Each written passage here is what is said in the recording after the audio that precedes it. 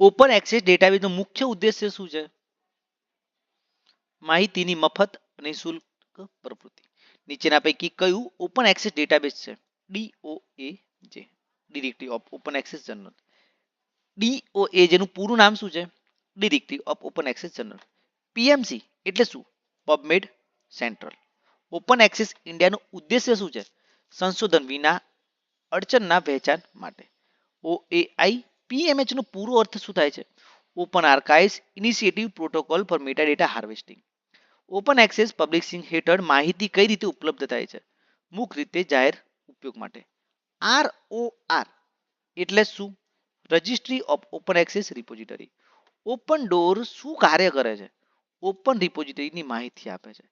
Biological વિજ્ઞાન માટેનો મફત ઓપન એક્સેસ ડેટાબેઝ કયો છે? બાયોમેડ સેન્ટ્રલ. નીચેના પૈકી કયું ઓપન એક્સેસ ડેટાબેઝ ભારતીય મૂળનો છે? શોધગંગા. ડોજ ડેટાબેઝ શું પ્રદાન કરે છે? Open access peer review journal. Base ડેટાબેઝના સંચાલન માટે કઈ યુનિવર્સિટી જવાબદાર છે? બિલફિલ્ડ યુનિવર્સિટી. શોધગંગા કઈ સંસ્થા દ્વારા સંચાલિત છે? ઇમ્પ્લિમેન્ટ દ્વારા. આર્કાઇવ ડેટાબેઝ મુખ્યત્વે કયા વિષયોને આવરી લે છે? Physics, maths, computer science. Open access બટનનો મુખ્ય ઉદ્દેશ્ય શું છે?